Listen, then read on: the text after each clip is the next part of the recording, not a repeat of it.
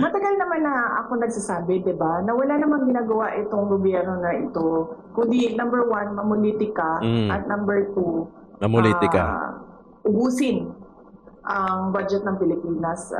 Nag-deliver ka ng privilege speech. Nandito sana si Senator Ping. Opo. Una, hindi ako pwedeng sumagot sa kanya kasi ayaw niya bumaba. Dapat sana siya ay bumaba. Ang hirap palang pagkatiwalaan yung mga edukado. Kasi yung mga edukado, sila usually pala, karamihan o iilan na talagang nangurap sa bayan natin. Wala naman talaga silang planong bigyan tayo ng konkretong sagutin. Diba?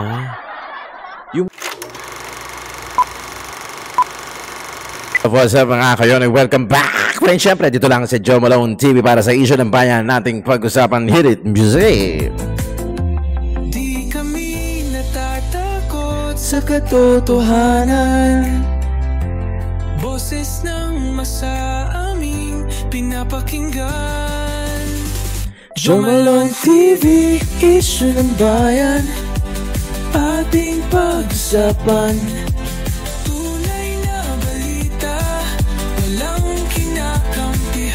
Sumasalamin sa katotohanan lamang para sa mamamayan. Totoo ang laban. Pasok na mga suke, syempre nagbabalik ang Joe Malone TV para pag-usapan ng lintik na yan.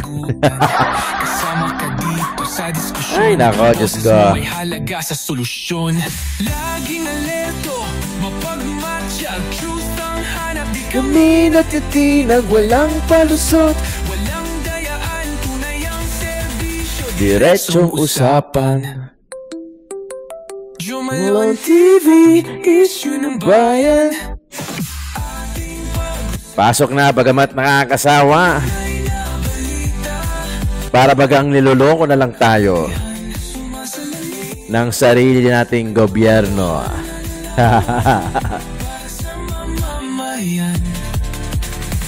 Totoong laban.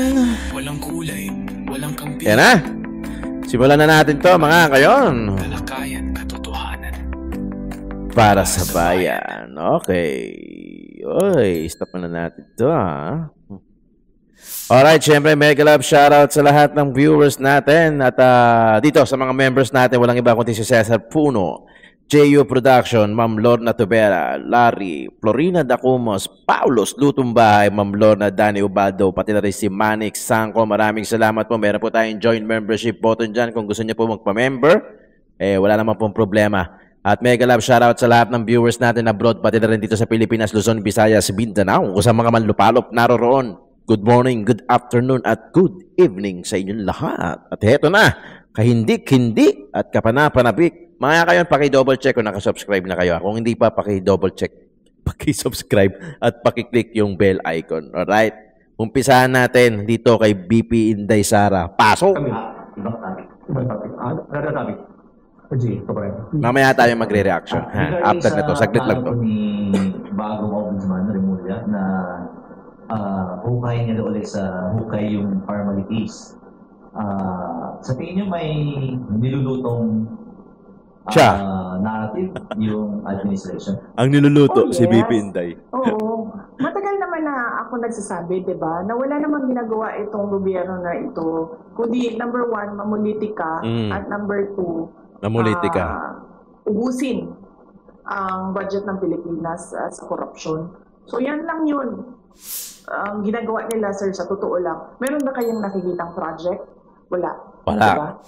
So ibig sabihin, wala na silang ibang objective para sa kanilang pagkaupo diyan sa administrasyon, kundi mamulitika. And ang end goal nila is perpetuation in power. Sinabi ko na yan noon pa. And paano nila gagawin yon? Ay syempre ubusin nila yung kaban ng bayan. Yun. Korupsyon. Kasi kung talagang seryoso ang ombudsman sa pag-iimbestiga, imbestigahan nila yung laptop Yan. corruption scandal Saka ng lahat, Department of diba? Education. Nandoon si Zaldico. Naku, ikaw na naman, At Diyos ko. alam ko yun dahil gumawa kami ng sarili naming investigation sa loob ng Department of Education Yan na. noong ako ay Department of Education Secretary. Lalabasa na, Let's mga say kapo. na merong confidential funds na pumunta doon sa paghahanap ng ebidensya sa investigasyon na yun. Ano po naging involvement ni Saudi sa laptop? SunWest ang contractor ng laptop. Agoy! Na doon naman? sa DepEd. Na naman? Diyos ko naman. Next question. Pati laptop, Diyos ko. Pati laptop wait lang, no? hindi pa ako tapos pala. So bakit specific yung pag-iimbestiga? Bakit hindi iniimbestigahan lahat ng corruption scandal? Bakit kinokontrol yung kwento sa corruption? Bakit hindi nilalabas lahat ng mga insidente o mga gawain o mga iskandalo sa korupsyon? Bakit pinipili? Kaya natin nasasabi lahat na Obvious naman. merong controlling the narrative ay dahil pinipili nila kung ano yung gusto nila investigahan. Correct. At kung napapansin, pag medyo tatamaan na o merong tatamaan o tatamaan na talaga ang Office of the President, ang administrasyon sa investigasyon, ay biglang namamatay yung Release na. investigasyon. O nawawala, o nalilibing, o nalulubog yung investigasyon. So, ibig sabihin, meron talagang pagkontrol Meron. sa Absolutely. Oo. Meron. Diba? Ganito yan, mga kayon, ha? Nung una, di ba, confidential funds lang ni VP Inday Sara yung inimbestigahan. Lagi nga sinasabi ni Congressman pa lang si Marcoleta noon, hindi pa senator, na kung talagang iimbestigahan in fair and just, humane, di ba? Kung talagang iimbestigahan, bakit yung kay VP Inday Sara lang ang inimbestigahan nila? Bakit hindi lahat ng meron confidential funds? Di ba, natatandaan nyo? Yan ang talagang binara ni Congressman Rodante Marcoleta noon na ngayon senator na. Kita nyo naman hanggang ngayon.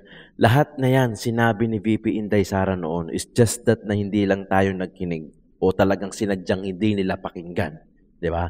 Kahit na sila nakakaalam Circle of friends sila Alam na nila yun. Tayo, hindi naman Outside of their circle tayo Kumbaga, hindi natin alam, nakikibalita lang tayo, nakikikuha lang tayo ng information, pero sila alam, may mga GC yan, di ba?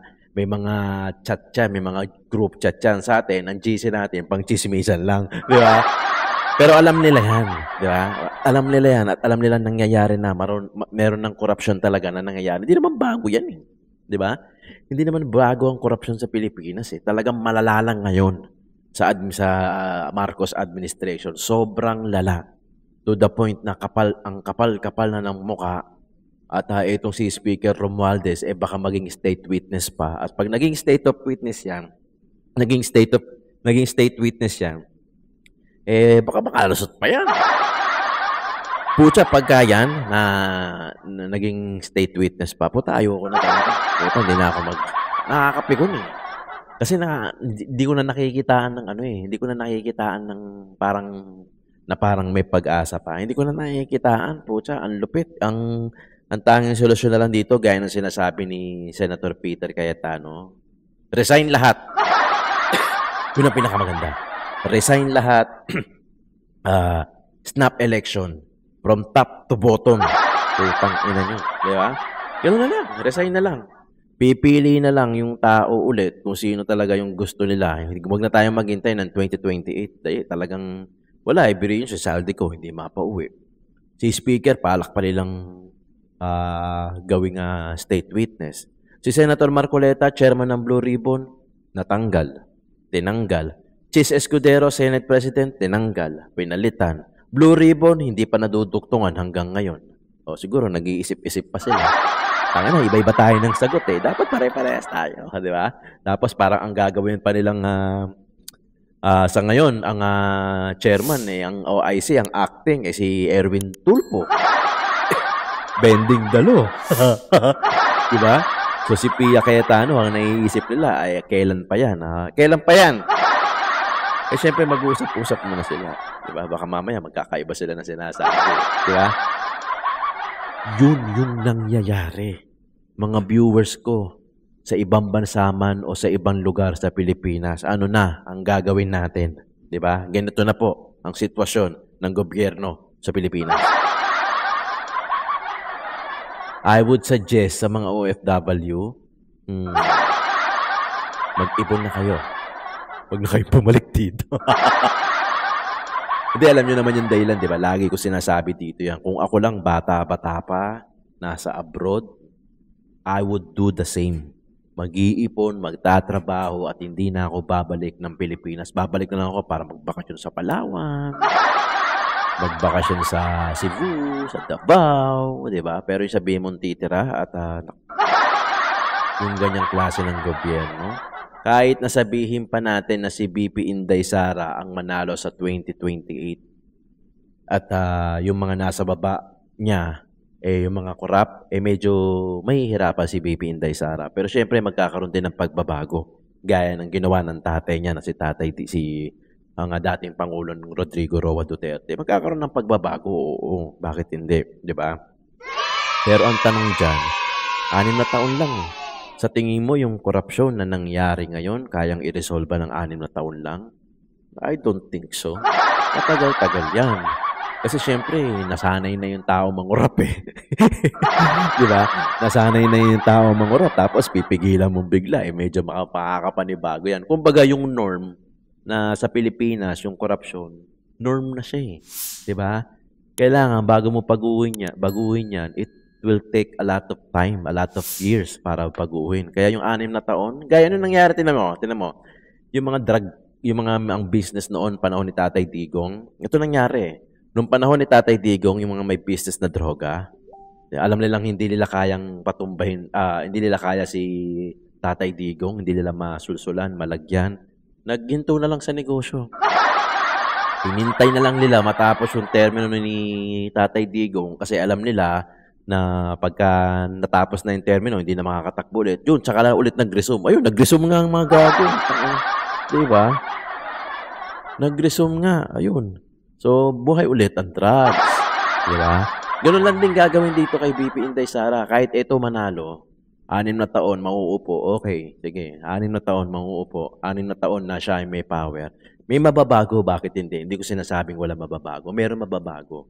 Ang sinusugatan ko dito, kulang yung 6 na taon. Sa totoo lang. Kahit kayo naman, alam nyo naman yan eh. Kulang yung 6 na taon. Punta muna tayo kay Rodante Marcoleta, kay Senator. Ha? Nagkaroon na nga ako ng masamang impresyon na ang institusyon ay ginagamit tungkol sa insertion. Sapagat ang akala nyo, insertion ay mali, pero sabi mo naman, ngayon hindi mali. Ba't mo tinanggihan? Bakit nag-disclose ng ganun si Senator Ping kung wala naman palang problema doon? Ba't kinakailangan pa niyang sabihin, insertion, sabi niya, is threatening our economy. Kinakailangan sa plenaryo mabusisian at bakit yan ay pinayagan. Yung salitang yun, bakit yan ay pinayagan? Di ibig sabihin, bawal pala yan? Oo nga. So, ba't ka magpapaliwanag ngayon, although late na in the day, sapagkat na-unsettle na yung mga kasama mo eh. Oo. Hindi mo nyo ako dapat na ipaliwanag to, ba't nangyayari ito? Kasi ang offer kay Tito Sen, di ba Sen, 500? Oh, yung kapwa ninyo ako action, kayong dalawa, you are sending a mixed message to our people. Yon. So, yun ang pinaka-bood ng aking, kinakailangan natin, magkaroon tayo ng clarity rito. Ang insertion ba masama o mabuti? O, kung masama, ba't mo tinatanggihan? Yan. Kung masama, bakit sabi mo part ng regular process at hindi mo siya tinanggap? Dapat na bahala yung mga kasama natin. Wala naman palang problema dyan. O ngayon, ang sinasabi niya, bago natin i-refer yung privilege speech ni Senator Marcoleta ay...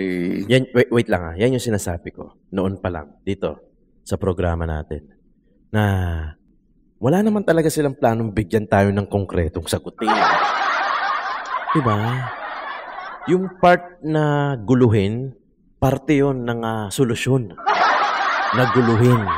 Huwag ipaintindi sa tao. Opinyon ko to Opinyon ko to. Huwag ipaintindi sa tao kung ano talaga yung nangyayari. Nang sa ganon, sadya silang maguluhan. Ang gulo na nga Bili mo, bending dalo pa. Guguluhin pa. Diba? I'm sure sana nagigets yung sinasabi ko, no? Na kung gustuhin man nila na imbestigahan lahat, iimbestigahan nila. Kung gusto nilang nila iimbestigahan nila lahat. Kung gusto nila na padaliin yung batas, pabilisin yung proseso, kayang-kaya Kung gugustuhin nila na ipaliwanag sa taong bayan yung problema ng Pilipinas about sa korupsyon, kaya nilang gawin Ang problema nga, ayaw nila. Sinasadya nila. I think, okay? Hindi ko sila pinipilit maniwala, hindi ko kayo pinipilit maniwala. Kakasuhan nila tayo di ba? Pati yung pagsasalita natin ng ganito, yung pagbibigay natin ng opinion, kakasuhan nila tayo di ba? Parang pinagbabawal na. Susunod yan, paggising mo, yung hininga mo, may metro ka na rito. Taxable na. Taxable na yung paghinga mo, makikipagkwentuhan ka sa kapitbahay mo, taxable na. Wala nang freedom. Yung freedom, hindi na free. Taxable na. Diba? Opinion. Based on my opinion. Hindi ko kayo pinipilit maniwala sa akin. Hindi ko pinipilit maniwala sa akin yung mga ano na yan. Pero obvious yung corruption Diba? Obvious yung corruption pero gumugulong. Ang tagal. Yung si tatay nanguha ng mangga, nakulong. Na media pa. Lumabas pa na napakasama. Samantalang ang dahilan lang niya, ang dahilan ng mga magnanakaw, ang dahilan ng mga nango-hold up, maraming dahilan. Pero ang kalimitan para may maibigay na pagkain sa mga magulang nila. Kasi mahirap Hindi ko sinasabing tama yung ginagawa nila. Diba? Hindi ko sinasabing tama. Ano ba yung difference doon sa mga nasa gobyerno natin, ng mga politiko na nagnanakaw ng bilyon, trilyon, milyon. Ganun ang perahan ng nakawan. Samantalang yung mga nasa bababa, ang nakawan, manggahan, manggalang, prutas lang, nag-shoplift lang. Hindi ko sinasabing tama Huwag niyo kong gawin tanga rito Hindi natin sinasabing tama. Ano lang, indifference lang, di ba? Doon mabilis. Nahuli, pinasuhan, kulong. Ang halaga, sabihin mo nang i-times 10 mo na yung mangga di ba? Sa kabila naman, yung mga mayayaman, yung mga politiko, milyon, bilyon, trilyon yung kinuha, gugulong ang proseso. Ooh! Welcome to my country, di ba? Pupunta na ibang bansa, hindi mahuli-huli. Samantalang si Tatay Digong pinadala sa ibang bansa, saglit lang, isang gabi lang, isang araw nga lang, hindi pa nga isang araw di ba? Ganun kalupit. Di ba? Saan ka pa? Siyempre dito ko na sa Pilipinas, di ba? Di ba? Ganun yung difference. I would say na I'm sorry sa lahat ng mga mahihirap. Mahirap na maging mahirap. Mahirap pa din para sa inyo yung batas. Diba? While doon sa mayayaman, may mga power. Kaya tama rin yung sinasabi ni Peter Cayetano si St. Peter, na snap election, go! Diba? Tanggal lahat. Okay din yun. Diba? Snap election, puta, ang saya nun. Bili mo, magkakaganon tayo, pag-uusapan na naman tayo na ibang bansa. Pero okay lang, keber. Kung lagi naman tayo na pag-uusapan ng ibang bansa, ng mga kapit-karatig bansa natin. Di ba? Lagi naman nangyayari yan. Good news man o bad news, lagi naman tayong pinag-uusapan. Pero, ito, kung ikakabuti ng bayan, kung meron pa ba, kung may pag-asa pa ba, kung kaya bang yung 6 na taon, kaya may baguhin, pati norm, may mababago. Yung norm, kaya bang baguhin sa loob ng 6 na taon, buwelo pa yan. 2025 na, matatapos na yung taon ng 2025, 2026, tapos 2027, filing ng COC, 2028, national election. Let's see. Diba? Pero kung tatanungin nyo, mas lamang sa akin yung parang ang hirap na makitaan ng pag-asa eh. Diba? Totoo yun. Pero may pag-asa. Oh, may pag-asa. Oo. Meron. Ang tanong kasi dyan, aabutan pa ba natin? Di ba? Baka yung anak ko, hindi na rin maabutan yung ganyan eh. Adapt the system na. Di ba? Gusto ko munang magpaliwanag doon sa kanyang mga pinagsasabi. Una, sabi niya, Sino po ito? Si Senador Ping na po ito? O si Senador Soto? Senate President Soto? Senate President. Okay Kasi po. siya yung presiding eh. Presiding officer. Una kanya, dapat sana nag-deliver ka ng privilege speech. Nandito sana si Senator Ping. Opo. Una, hindi ako pwedeng sumagot sa kanya kasi ayaw niyang bumaba. Dapat sana siya ay bumaba para mag-usap kami. Kasi siya ang presiding officer that time. Hindi tayo, gusto ko sana sabihin sa kanya, kaya ako siya tinitingnan, kahit di ako may kibo, tinitingnan ko siyang mabuting ganyan. Sinesend ko yung message sa kanya. Opo. Mr. President, kung gusto mong sagutin ako, ang parliamentary practice po, kailangan po kayo ay tawagin nyo si bababa JB. sa podium, Tawagin nyo po yung majority leader, magpalit muna kayo. Kayo pong bumaba rito para mag-usap. Para kayo pong sasagot. Sasagutin ko po kayo. So, yun ang reglamento pala. Okay. Alam niya yun eh, di ba? Opo. Nagtagal naman siya doon. Siya nga rin po pinakamatanda. Kasi ako, ginagalang ko lahat ang ano natin, ang procedure. Kaya hindi ako sumagot sa kanya kasi nakaharap siya eh. Presiding. Siya yung presiding. Ayoko sumagot sa kanya because he's the presiding officer. Yes. Kaya ako siya tinitingnan, hindi ako sumasagot. Iniintay ko na maunawaan niya na kinakailangan bumaba siya para siya sumagot. Okay. So, pero ituloy natin yung sinabi niya. Kinakailangan nga niya, nandito si Senador Ping nung nag-privilege speech ka. Kung halimbawa kaya bumaba siya, ito yung sasagot ko sa kanya. Okay. Your Honor, hindi ko po tungkulin. Wala po akong obligasyon na sabihan ko kayong lahat na ako'y magpi-privilege speech. Kailangan po nandito kayong lahat. Huwag kayong aalis, magbi-privilege speech ako. Walang ganun. Hindi mo pwedeng pigilan. Wala po akong karapatan. Wala akong karapatan. Pangalawa, wala po akong obligasyon na sabihan kayo. Nasa inyo po yun kasi nakalagay naman po sa agenda na magpi-privilege speech ako. Ang ibig sabihin yan, ayaw po niya akong pakinggan kaya siya umalis, di ba? Tama. Yun sana sasabihin ko sa kanya. Kaya lang, hindi ko na nasabi kasi nga, nandun siya sa taas eh. Di ba? Pero kung bumaba siya, yung kagad na sasabihin ko. Okay. Pangalawa, hindi po niyo ako kasi pinagbigyan na ako na munang mauna. Yun. Yan. Isang dahilan, di ba, kung bakit mas gusto ko si Senator Rodante Marcoleta. Kasi alam niya yung trabaho niya. Lagi ko sinasabi nga, di ba, although may mali din pala sa sinabi ko na sana lahat ng senator, lawyer. Ngayon, ang hirap palang pagkatiwalaan yung mga edukado. Kasi yung mga edukado, sila usually pala, karamihan o iilan na talagang nangurap sa bayan natin. Diba? Yung mga nangurakot ng bilyon, trilyon, tapos edukado engineer lisensyado May tinapos, may pinag-aralan. Pero po siya, ninakawan tayo. Mali pala, no? Mali pala. Dapat talaga yung may takot sa Diyos. Yung pala talaga dapat ang requirement. May takot sa Diyos. Kasi pag may takot sa Diyos, may takot sa tao May takot magnakaw. Diba? Tama yung sinasabi ni Senator Peter Cayetano Pare-parehas lang naman ng kasalanan. Magnakaw ka ng 100, magnakaw ka ng 100 million, magnakaw ka ng 100 pesos. Parehas lang naman kasalanan niya sa mata ng Panginoon Hindi mo lang kasi pwede sabihin, Lord, 100 pesos lang yung kinuha ko. Ito nga si Bryce. 100 million di ba? Parehas lang yun regardless kung gaano kabigat yung volume o gaano kadami yung zero. Parehas, nagnakaw pa rin si 100, nagnakaw pa rin si 100 million di ba? Mga edukado naman, I'm sure may pinag-aralan naman. Di ba? Meron, engineer, license nga Attorney yung iba, abogado yung iba, di ba? Pero sila pa yung nangunguna pagdating sa korap. Yung mga mahihirap, Nagkadalindol-lindol, nagkanda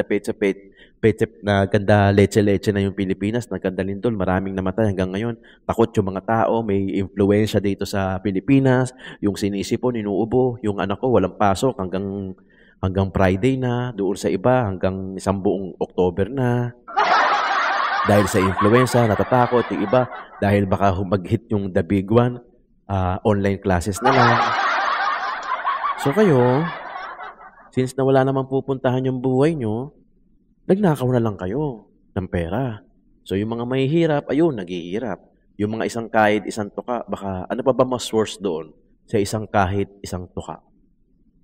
Wala na eh. Sagad na yun eh. Kumbaga yung buhay nila, rock bottom na, may underground pa, may basement pa. Yung mga mahihirap na naluglugmok na nasa ibaba na, putya, may underground pa pala na pwede pa sila bumaba pa doon. Anong klase yun? Diba? Yung isang kahig, isang tuka, meron pa pala mas worse na salita doon, hindi pa naiimbento. Ay, isipin ko pa. Ang sinusugatan ko dito, kayong mga politiko na mga korap, hindi man lang kayo naawa habang kayo. Dahilan mo, kaya ka bumili ng kotse ng dahil lang sa payong. Kaya ka bumili ng sasakyan, ng lupa, ng trip, ng bahay, diyan sa mga iba't ibang lugar, sa ibang bansa, dahil trip mo lang. Habang yung iba, hindi makapag-trip na mahihirap. Na hindi makabili kahit lupa sa paso. I'm sorry hindi ko binababa yung mga mahihirap. Sinusugatan ko kung ano yung ginagawa nitong mga korap. Pero mo, kahit bentahan mo ng lupa yan sa paso, halagang 50, hindi nila bibilin, manghihinayang pa sa 50 pesos eh. Diba? Habang yung iba naman, may lupa na rito, may lupa pa sa ibang syudad, may lupa pa, may bahay pa sa ibang bansa. Nakakapag ginagawa lang kanto yung ibang bansa, parang sumakay lang ng jeep. Ganun kalupit. Kutsa, hanggang kailan tayo ganyan? Hanggang mamatay tayo? Yung mga anak natin, pag namatay tayo, yung mga anak natin, bahala na sila. I-adapt na lang nila yung sistemang bulok ng Pilipinas hanggang sa mamatay na rin sila. Tapos pag nagkaanak sila, ganun ulit. Diba? Paulit-ulit lang. Paulit-ulit lang. Tayo, simple lang. Iikot yung buhay. Pag may lumabas na bagong cellphone, bibili. Tapos magtatrabaho ulit. I mean, hindi tayo rumaos, hindi gumanda yung buhay ng mga buhay natin. Yung mga mahihirap pa rin. Yung mga mayayaman, yumayaman pa rin. Ang hirap isipin, no? Ang hirap isipin, nakakapunyeta. Ang sarap pagmumurahin. Alam mo yun? Hindi kasi ako masyadong, nagmumura ako pero hindi masyado eh. Diba? Hindi ako santo, hindi ako mapait. Diba? Then, ito, ano tayo eh. Gusto ko habang nanonood kayo sa akin, may natututunan din kayo. Hindi lang yung sabay-sabay tayo nagmumura. Hindi lang yung gusto niyo ako dahil nagmumura ako. Di ba? Sugatan natin. Tama na, pucha. Di ba? Sobra na. Palitan na natin yung mga yan. Di ba? Ang ipalit naman natin yung talagang hihilahin tayo pataas. Di ba? Sana maduktungan yung 6 years na pagka-presidente. Sana kay BP Inday Sara. Kasi I doubt. Sa 6 na taon may mababago. Oo, yes. Pero I doubt na masusustain. Diba? We're talking about sustainability na eh. Hindi na yung change eh. Yung change, pagkaupo ng presidente, kaya niyang gawin yung change eh. Pero yung pagsusustain nung change na yon, yun ang medyo, diba? Pero mo, Speaker Romualdez, pag naging state witness, absuelto pa yan. Saldi ko, hindi nila mapauwi. Diba? Bending dalo. Kayo nang bahala dyan. Maraming salamat mga kayon sa pagkikinig dito sa Joe Malone TV, Isyu ng Bayan, nating pag-usapan.